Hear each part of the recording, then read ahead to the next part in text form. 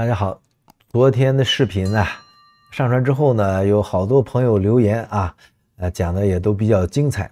那么这里啊，我首先说一下啊，我呢是转述了一些网络的评论啊，比如说机长是个英雄，这也不是我说的啊，是他们的同行说的。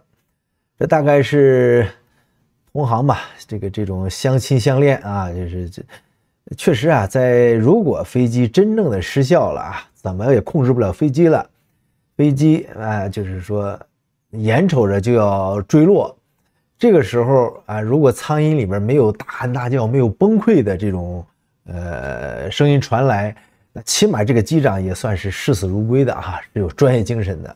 那当然了，这里边包括苍蝇记录器已经拿到了，他最后到底说了什么？我估计啊，他没有时间感叹人生啊，几秒钟的时间就要想办法把这飞机抢救过来。那如果他最后临危不乱，那可以说是个英雄。我前面讲过一个不是很合适的例子，但是呢很像的，我们个人的这种窘境的时候，你会怎么办？比如说你要着急上厕所，到了崩溃的边缘，你能怎么做呢？你又能怎么做呢？是吧？好吧，我们看一下网友的评论啊。这是一位网友啊 ，B 站网友的评论啊，这个讲的还是比较好的。他说：“别硬吹了啊，最大可能是油料污染。作为机长有没有检查？我猜是没有。首先呢，我肯定不是硬吹啊，这个熟悉我的朋友都知道，我不可能是硬吹。因为我周边啊，这个大家对印度人其实都不是太有好感的，实际上因为太多了。那最大的可能是油料污染。”这个最大可能是油料污染是有人提出过，但是我觉得不太可能。另外，机长检查油料这个有点夸张了吧？机长，我觉得登机前机长都是从登机桥登机的吧？他不太可能从地面上登机，也不可能下来去查一下油。油要是有问题，也不是机长的事啊。下边网友留言说：“我也是这么想的。如果想让双发停机，很难的啊。他认为可能，这个油料加错，或者发动机电源故障、油泵故障都是双套的。但是他已经起飞了呀，他起飞起码是正常的啊。对，你看下边这个武大郎自信的说呢，油料污染还能起飞，燃烧效率没有仪表报警吗？对的，是的，他只要正常起飞了，就说明起飞那个瞬间的状态，发动机还是有的，但是很快就失效了。所以，大家确实是比较好奇啊，这个各种猜想都有。这个燃油不合格啊，原来我也想过这事儿，我觉得可能性不大，因为这个机场不可能就这一架飞机嘛，对吧？各用各的油箱，哎，对，这个朋友说的，就 CYFI1267272，燃油不合格的话，这个停机坪上加过油的飞机都要摔下来，确实是啊。如果只有这一个飞机出问题了，那就不是油料的事儿。有个视频里 UP 说，机长起飞前绕机检查的时候是要有一种管状工具抽油检查燃油状态的。说的应该不是民航客机吧？说实话，民航客机的高度啊，大家坐过飞机，大家都坐过飞机啊，都知道它高度。那个你是很难碰到的啊，就是加油啊，也都有专业的设备。机长去检查油这个事儿，我是没听说过的啊。他说的可能没准是那些特别小的飞机有可能的啊，周边有机场的时候可以看看。另外，这个叫我们也是一位老朋友了，叫与萨卡纳，他说呢，不认同燃油污染。他说呢，两个发动机是各自的油箱和油路，双发同时被各自的燃油异物干废可能性很小，除非是大规模的燃油污染。但大规模的燃油污染啊，不会使一架受影响，其他飞机多多少少会报单发或推力异常，自相矛盾。第二，然后污染事故一般会累积一定的时间，起飞前拥有一切正常，刚起飞就要这个出问题，就是不太可能啊。个人认为啊，包括燃油污染在内的可能性是比较低的啊，他是这么一个看法啊。还有一些其他网友的留言，那这个网友呢，就是关于这个油料污染的呢，还是比较有争议的啊，大家比较热点的啊。所以这给大家念一念。另外一个就是我的这个视频里边还有其他的留言，给大家大概也念一下。我把声音关了。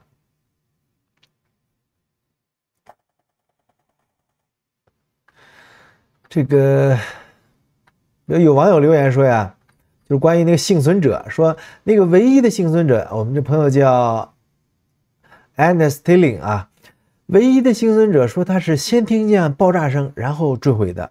那就是说，有可能是有一些东西爆炸了。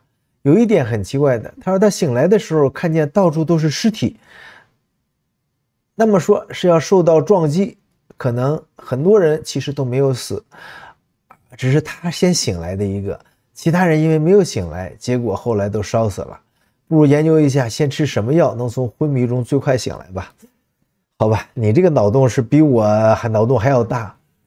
这个受到撞击呀，就是大脑受到重击之后脑震荡或者昏迷，然后醒来，这是一个医学难题啊。那我觉得可能我能想到的就是保护装置，让自己的脑袋少受震荡。比如我骑自行车的时候一定要戴头盔，我上次摔倒的时候就因为戴了头盔，才没有对大脑造成影响啊。他的这个脑洞是很大的，研究一下吃什么药能从昏迷中最快醒来，哎，这就是活命的时间。你说的这个事儿是没问题的，但是这个研究是很难的啊。另外叫 LOLIVK 说呢，如果那时候没有建筑物啊，说不定还能抢救回来。哎，你说的是对的啊。但是也很难，100吨的燃油啊。你但凡有点火星就完了，它不是这个飞机能不能落下来问题，是油料必须不能爆炸。那么还有 Scott Dan 他说呢，1天之内有2班飞往印度波音7878中途折返，一般是有希斯路机场啊，希斯路啊飞往印度清奈的英航班机啊，希斯罗机场，一般是有香港飞往印度新德里的印航班机。哦，都是同样机型，然后以燃油受污染折返香港，那这就有问题了。那它在香港也污染了，在印度也污染了，它这个燃油污染这么高发，并且这么凑巧，也是概率很低的，咱不能说没有，是吧？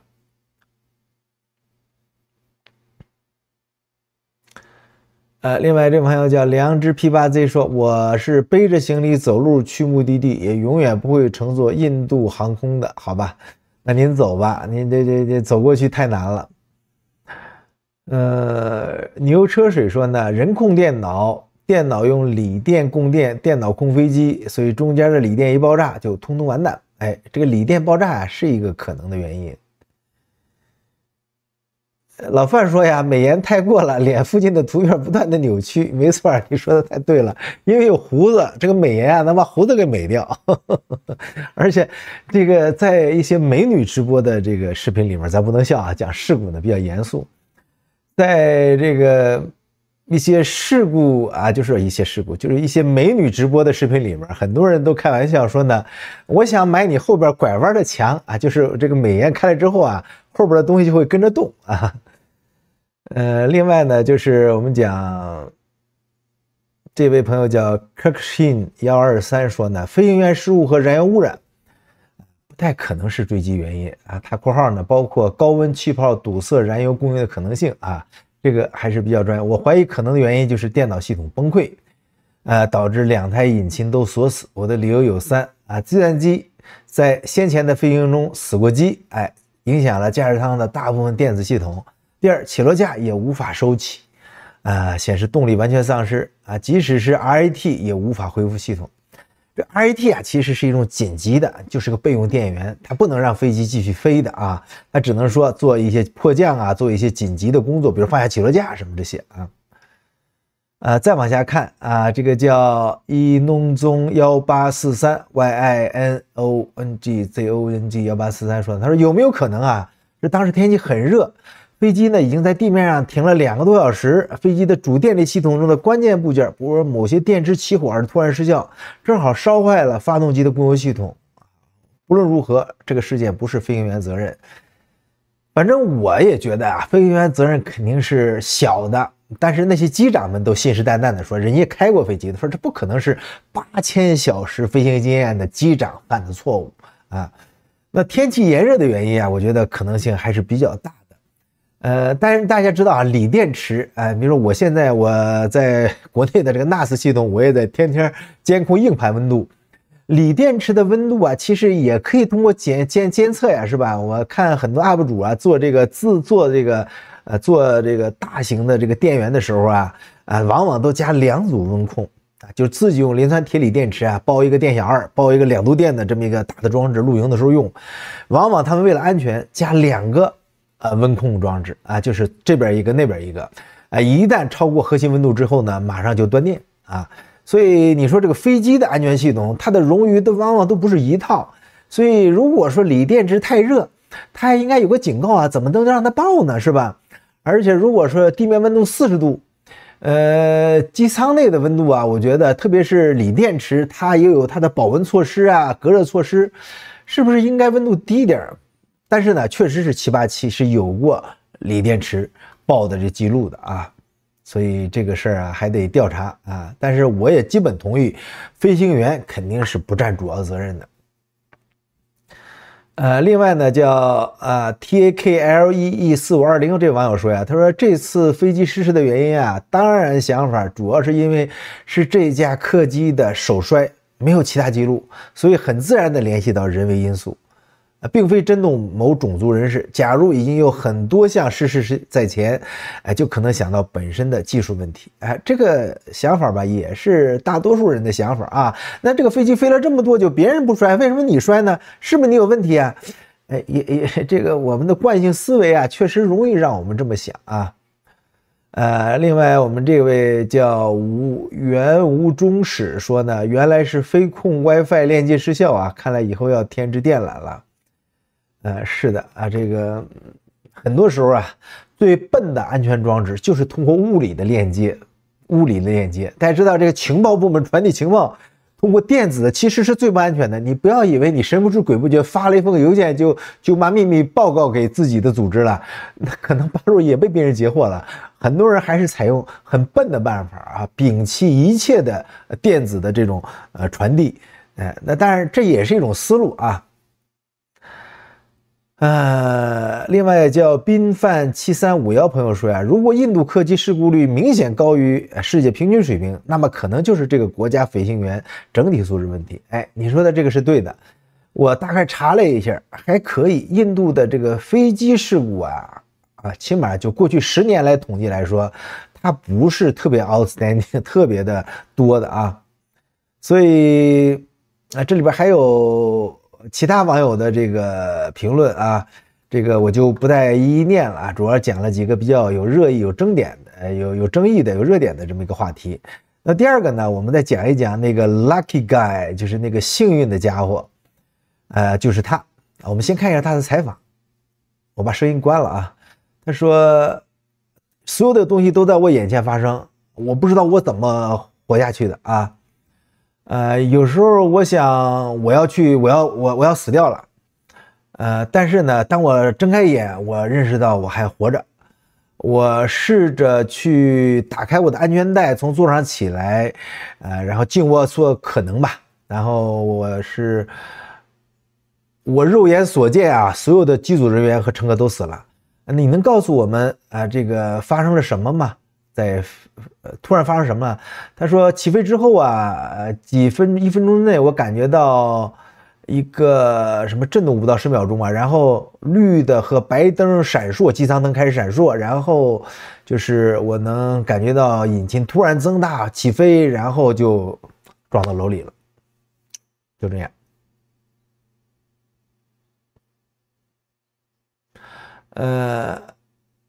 医院怎么样？是在医院里边这个，然后你是自己爬出飞机的吗？他说我飞机的另一侧呀，他就靠在这个宿舍里边，这个食堂里边，实际上是我不知道这个其他部位的飞机是怎么样的。我 could see where was。我边上正好有个空间，是吧？然后我就爬出来了。然后那个门还破了，然后我就跑出来了，就爬出来了，是吧？在边上呢是一个墙，没有人能跑出去，所以飞机呢就坠落到这儿了，有点空间，我不知道我是怎么跑出去的，怎么逃命的，在我视野里边，机组人员和乘客全死了。当有火啊，我的左手被烧了，在医院的时候到了医院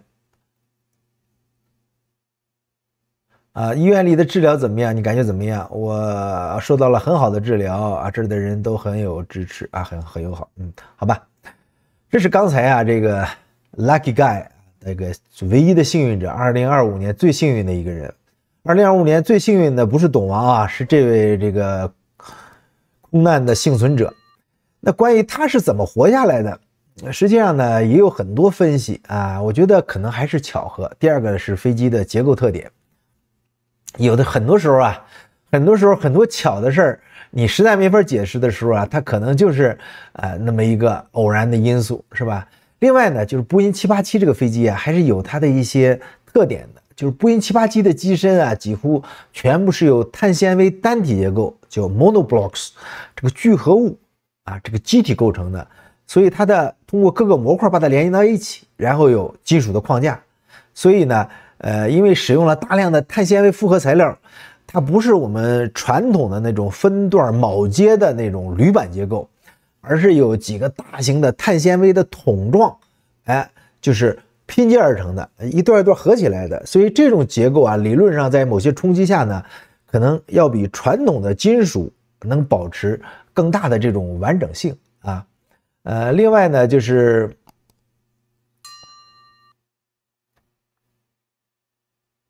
这个怎么说呢？就是这个复合材料在冲击下，它往往倾向于破碎，而不是变形，就是塑形变形。你比如说我们拿个易拉罐最简单的是吧？你怎么揉它都连在一起的。而如果玻璃瓶啪就碎了，是吧？所以理论上可能会导致一些大型模块相对完整的分离，而不是像金属飞机那样就撕裂成这种无数的这个碎片。所以这种完整的模块在理论上呢是可能给它提供一定的保护的，就是也有动能的吸收还有逃生空间。另外呢，从屋顶坠落有机会呢是吸收一些撞击的动能，我觉得。而且从火势蔓延是从上层蔓延到地面之前呢，也给这个幸存者提供了撤离的时间。虽然这个人看起来还是受了一些伤，但基本上还是受到了这个座椅和周边的这个保护。所以这个能量的吸收过程可能在某一个点就让某一个人免受这种重大冲击的这个影响。这个座椅本身呢也能提供一定的缓冲所以在火势蔓延之前，他看见了有零星火星嘛，他撤离了。所以这就是一个特别巧合的一点，特别幸运的一点另外一个就是有一个疑点就是这个我觉得可能是什么呢？就是飞机的应急出口位置因为它结构是比较复杂的，它应急出口和机体它是分开的，无论它是通过什么样的锁定装置锁定的，在巨大的撞击下，很有可能这个应急门呢就活了，或者是那块结构，但修过有限元分析的朋友都知道，这块强度肯定是不够的所以呢一个这种不受控的带有翼面的巨大的残骸从高空坠落这种冲击力是非常大的，可能就造成飞机的机体上某个应力不太均匀的地方就破裂了，所以这个人就活下来了。我觉得这是碳纤维复合材料以及安全门这种结构的受力，在某种冲击下正好有一个空间让他能出去他就出去了。其他原因只能说是极端巧合，多种极端巧合的结果。座位的位置、撞击点、飞机的材料、解体的方式、落地的缓冲条件都有可能，还有火势都才造成了它的这个幸运的存活啊。那这个图片刚才看到了吗？大家看，这就是事发的那个食堂的图片，就这个飞机啊是撞在一个食堂上的啊，就是这个医学院的食堂。那么这里边啊是中午正好在有人吃饭，所以损失还是比较惨重的。这是这个医学院的，我是在一个印度的快卖啊，一个叫 Dial Fast 叫什么 Just Dial 应该是一个外卖网站上介绍这个吃的，看到这个食堂的这个图片的。那么单从这食堂来说呀，是看不出这个卫生条件咋样的。大家不是都喜欢吐槽这个印度的这个卫生嘛，是吧？那说完这个呀，我们再来看一下啊，就是这个 Lucky Guy 他的这个着陆的时候啊，它的位置啊，就是这个飞机啊，坠落的位置。那么我们还需要看地图啊，看一下我们做的这个地图，我们再加一个视频。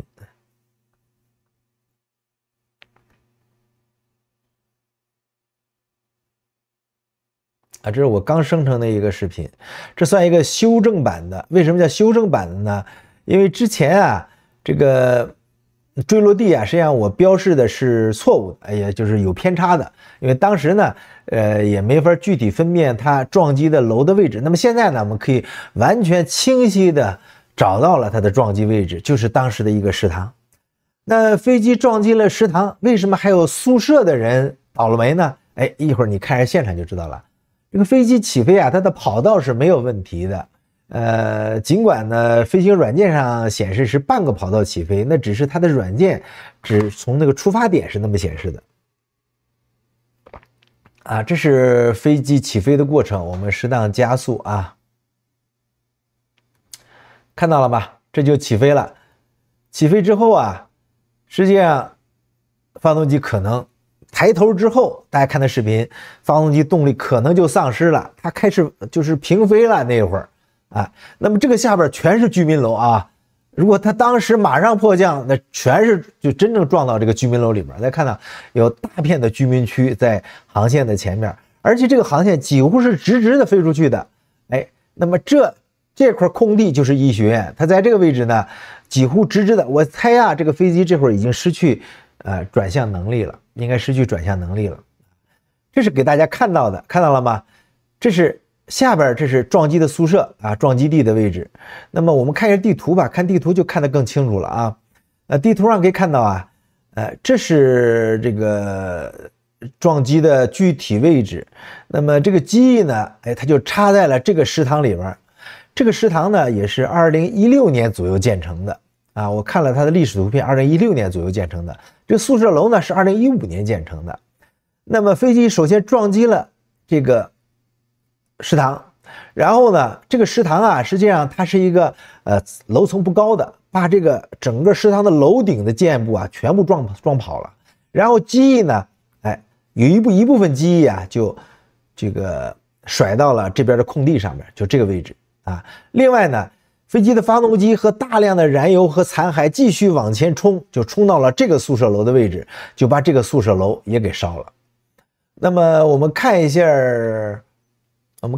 这个什么吧，看一下街景吧。看一下街景其实就比较直观了啊。看一下这个，正好这个位置是有一个街景的，我们看一下。好的，看到了吧？这就是那个撞击的宿舍楼。哎呦，这医学院啊，这个卫生是真不好。所以我们吐槽说这个印度的卫生不好啊，这个可以。这是印度的一个医学院啊，正在建设。哎，就撞击的这个楼，飞机啊就撞这个楼，撞了之后呢，残骸继续冲，又把这个宿舍楼给烧了。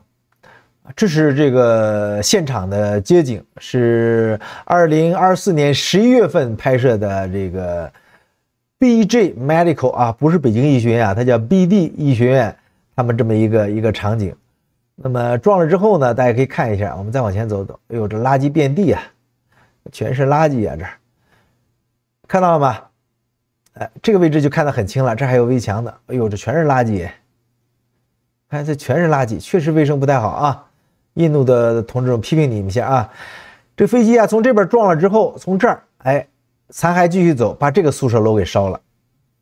那么有一张啊，就是特别显著的这个宿舍楼的照片是非常惨的，我给大家找找这张照片啊。这张图片呢是非常惨的，看我下载这张图片了没有啊？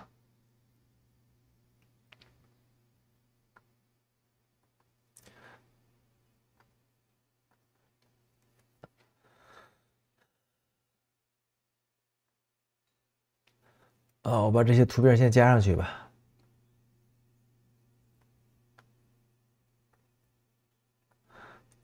我把这个图片打开给大家看看啊。那么这是现场的这个图片，这是这个食堂前后的对比，前面那些学生在聚餐，下边是这个食堂啊被冲击之后，这应该是下边那一层的，上面那一层已经没了啊，被飞机的残骸充满了。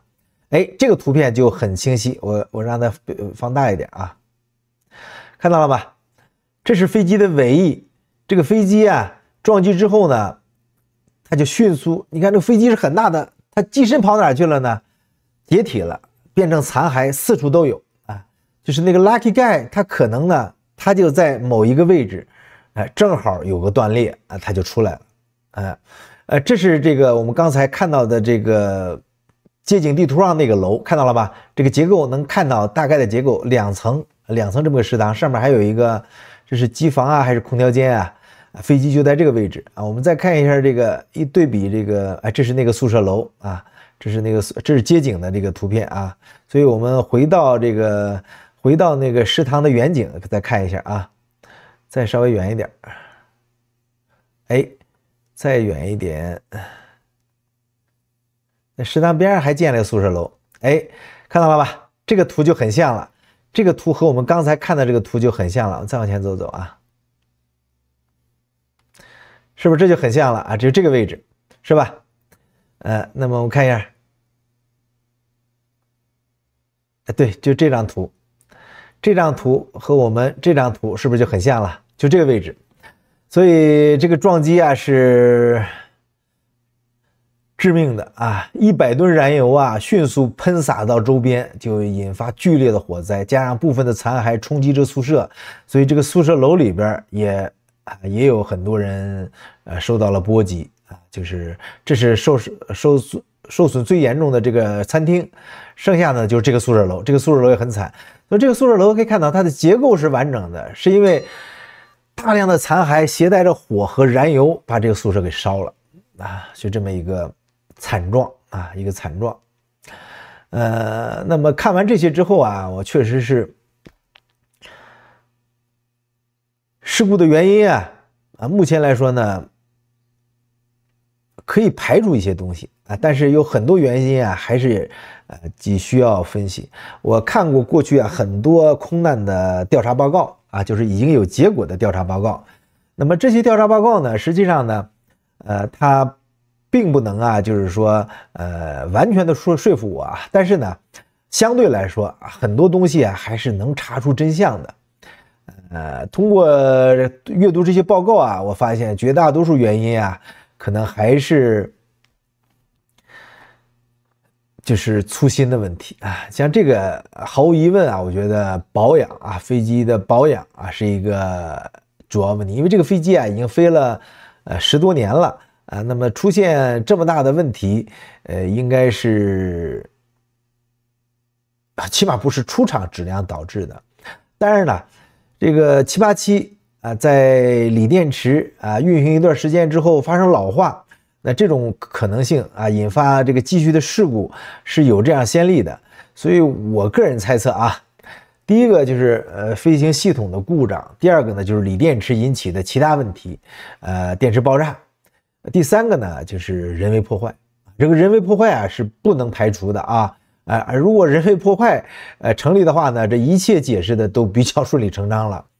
现在呢，这个人为破坏呢，你还不能说叫阴谋论啊，它是有可能的，只是说可能性不大啊。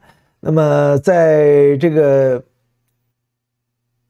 幸存者呀，他的这个采访过程中，这个幸存者我看到的采访就有2、3个版本了，有一个女记者，还有个刚才看到这个男的这个采访，所以能看出来这个幸存者他的状态还是很不错的啊，他应该会有轻微的脑震荡，但起码不像一个就是说受到巨大冲击之后已经完全糊涂的人，所以他说的话，我觉得应该有一部分还是采信的，当然肯定要做医疗鉴定，他的这个看到的一些具体的情况和飞机这个飞行记录器啊、舱型记录器啊做一个对比，最后呢，我觉得印航的这个 AI171的事故的原因啊，应该是容易调查出来的。第一个，它速度低，这是一个关键原因，就是飞机起飞速度啊250公里左右啊，飞起的瞬间。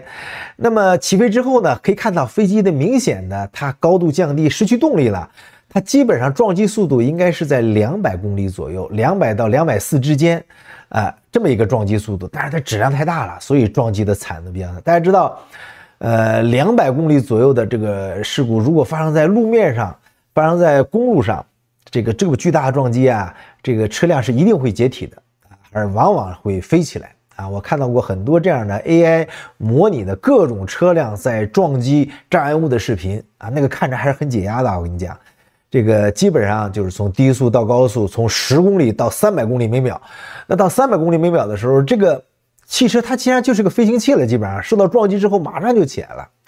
所以但是对飞机来说呀，200多公里这个撞击速度是比较低了，实际上就是降落时候的这个速度，降落时候没有刹车的速度。所以在这个事故里边啊，我觉得啊，乐观的估计1年内是一定会出这个调查报告的。另外，他们会不会公布遇难者的名单啊？这个目前我还没查到，但是呢，印度有一些媒体啊，已经在自发的这个就是公布这些遇难者他们的情况啊。这个和世界上绝大多数国家这个飞行事故之后啊，就是讲这些遇难者的故事是一样的啊。去。那么再一个呢，就是过去10年啊，实际上也发生过很多重大的这个航空事故，这个事故是过去10年以来最大的，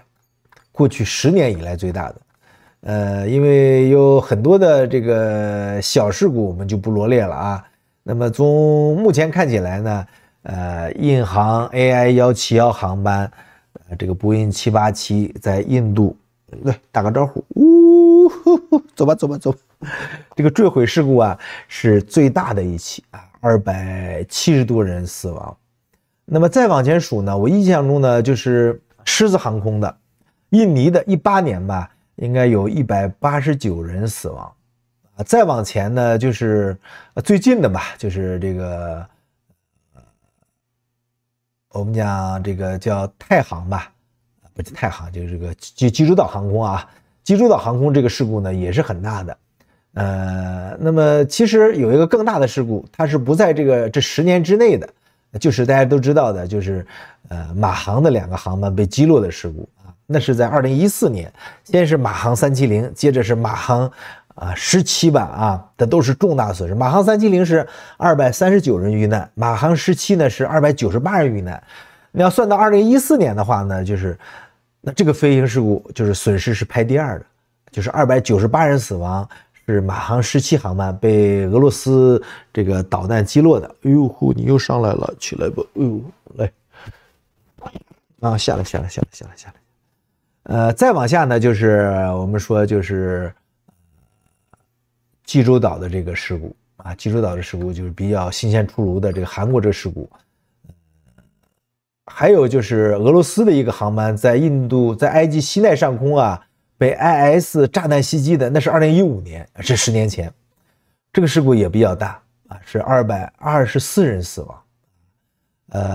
然后呢，就是我们的 MU5735啊，就2022年吧，东航的这个广西梧州空难啊，韩国济州航空那个是179人遇难，所以到目前为止，印度的这个 AI171航班，它是事故最大的，近10年以来最大的惨烈事故，好吧？哎呀，这个航空事故啊，这个无论是死亡人数啊，还是从对公众信心的冲击力啊，都是很大的。为什么这个空难会让全球关注呢？因为全球的这个飞机制造商就这几家啊，波音、空客啊。那么现在中国的大飞机也出来了，因为你坐的飞机很有可能是和它是一个型号，尽管你这可能不是印度飞行员飞的，它可能如果有同样的事故的话呢，它也会发生。而且呢，这个航班显然它不是被击落的啊，恐袭的概率我觉得也不大啊，就是纯技术类的空难，是这种事故让人觉得就是心里没底啊。大家对于确定性其实不害怕的，大家对这些不确定性的东西啊还是比较害怕的。所以如果是设计系统缺陷，那对于无论是波音来说，还是对于整个飞行这个行业来说，都是很大的冲击啊。所以印度航空这个事故啊，看起来呢是一个极其就是罕见的意外，导致了飞机的双发失效然后导致坠落，然后呢又有一个极其罕见的巧合，还有一个人竟然幸存。所以在我们生活中可能不缺少这种偶然意外所以我只能希望大家呢都一生平安，好吧？谢谢大家收看，我们下次再见，拜拜。